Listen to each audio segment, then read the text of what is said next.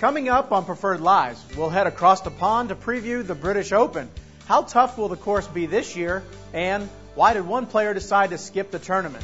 Also, Tiger's tournament was full of patriotism, and it's also a hot topic on Golfweek's discussion boards. Should he be allowed to exempt his buddies? Then, Tom Watson had a senior moment.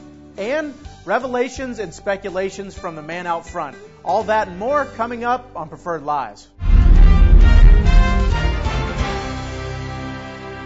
Welcome to Preferred Lives. I'm Jay Coffin, joined this week by Golfweek senior writer Rex Hoggard and Hey. Jeff Babineau. Didn't anybody tell you guys Babu's on vacation this week? Go to the British. We got the A-team in. Yeah?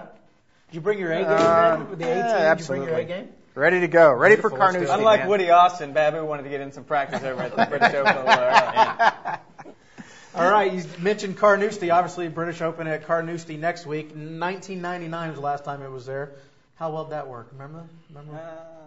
I was there. that? I remember it. Carnoustie, was it? Oh, it was crazy. I mean, it was just, well, everybody remembers. The fairways were so narrow. The rough, there was nothing between the fairways and the high stuff. Balls hit the fairway and would bounce into the high stuff. And, I mean, Sergio was in tears. Remember that? Sergio, what issued? I believe that superintendent's been fired since then. Oh, no, he's back. He's back. I mean, the amazing part is what you and I were talking about, how Phil played it yesterday, called it nice.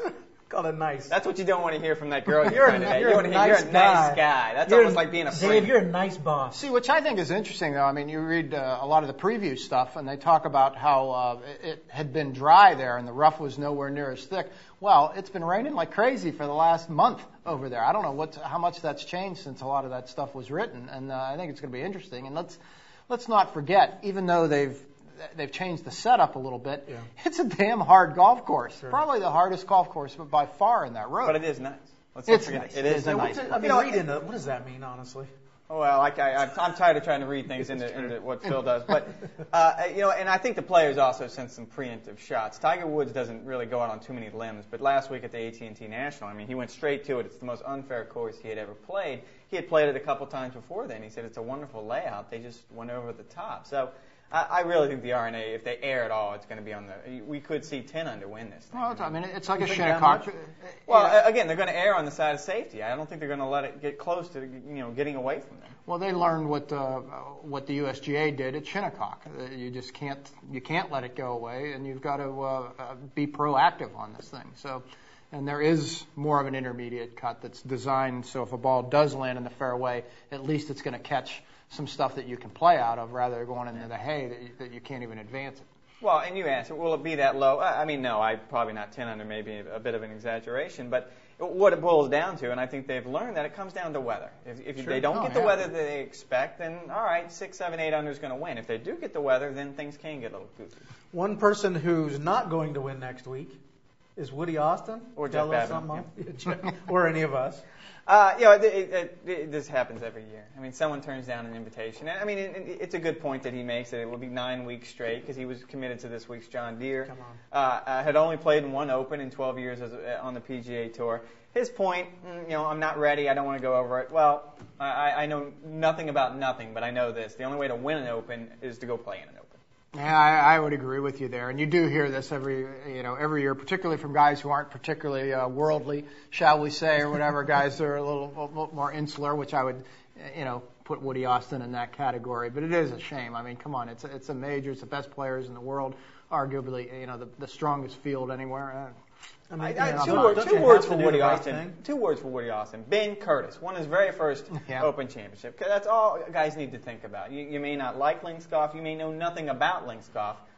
Do the right thing and go play. Exactly. All right, keeping on the same topic, the British Open. As we leave, give me a dark horse pick. So obviously, throw out Tiger and Phil, whether those guys aren't a dark horse. I think Phil is a dark horse at this point. Yeah. But go ahead, you got somebody that we could see on Sunday. I'm not exactly. I don't know whether you call him a dark horse or not, but I'm going with the same guy that I went to with the U.S. Open, and that's Justin Rose.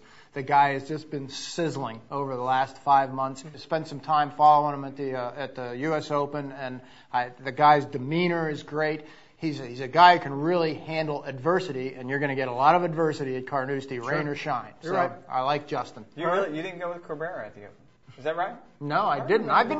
Cabrera, I picked him for the Masters like 7 times, and finally got off the Cabrera train, and what's he do? He wins the damn thing. Well, I'm getting on the strangest train at all. I'm going with Monty, and everyone's going to go a little crazy. Rex. Scotland, this could be his last chance. I think he realizes it.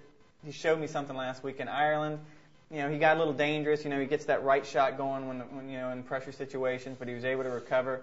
I think it could be his time, and I think it would be just a great story. Sure would. You're talking about Cabrera. He actually is my dark horse. Got it right here. 7th place last year. I know, different golf course, but I don't know that too many people remember this. In 1999, he tied for 4th. He was one shot out of that playoff. Yeah. So I think it's hard to say. The guy just won the U.S. Open's a dark horse. I think he could go there in top 10, top 15. I don't know that he's going to win the thing. He could do it. Maybe a little overwhelmed. There's been a lot of demands on his time. I don't know whether he'll be sober by then or not. Hey, who cares? They sell cigarettes in Scotland. He'll be fine. Oh yeah, he'll be more at home. All right, definitely. since we're picking, let's keep it on this side of the pond. John Deere Classic. Again, give me 3 guys to look for. If you got a fantasy team this week, Dave, and you got 3 guys that you think can show up and collect a little money for you, who you got? In this highly ranked field here, okay, I'm going to go. Here are my 3 guys. Jay Williamson, all right, number 1. He's he won on the Nationwide a few weeks back. It was T20 at the Buick. He lost a playoff at Hartford. The guy's playing really well. My number 2, even though I don't much care for the guy, Pat Perez. He's so up and down. He's had 2 top 5s in his last 5 events, but he's got 2 missed cuts too. You don't know whether the guy's going to shoot 78 or whether he's going to shoot 64 or whatever. But all right. Someday he is going to win. I grudgingly say that. Your last guy? He won't be on the cover of Golfweek Gang. I'm guessing that. And my last guy is Michael Sim. All right. Another one of the good young Australians coming up. I'm not exactly sure how his health is, but back's a little better. I like Simmy a lot, and he's Simmy. Yeah. Oh yeah, he's my boy from the old amateur days. Either him or yeah. Schnads, either one of those guys. Real quick, Rex, what do you got? I like Zach Johnson. He's right. on the board of this tournament. He is a bit of a headliner for those of you who aren't looking. So I think Zach could have a big week, and so I'm looking forward to that. I'm going to go with another young Aussie, Andrew Buckle, following the footsteps of Jason Day had a big week last week. I can see another Australian, either Sim or Buckle. I like either one of those. And then let's do a journeyman here. You brought up Williamson. He had a great week. I'm going to go with Steve Fletch. Wow. Another lefty, Jay. You should like that. That's right. Southpaw. I'm going with Heath Slocum. 4 top 10s this year, but tied for 3rd there last year. Someone else from Milton's got to win, yeah. Well, and actually, I got Bubba Watson down. I do. Milton High School reunion on that T17 thing. there last year, 5 top 10s. What the heck? We'll throw him in. And my 3rd guy, Billy Mayfair. I have it actually written down, just a hunch. Don't ask me why. Just throw him in your lineup. If you got an extra guy and you don't know, just throw him in. I like hunches. Hey, speaking of Milton, though, wouldn't you like to be on the plane with Boo when he sets down in Scotland for the first time? I'm going to be loving that one. That's going to be fun. All right, that wraps it up for page 1. On page 2, we'll take a look at the Senior Open and Tigers Tournament.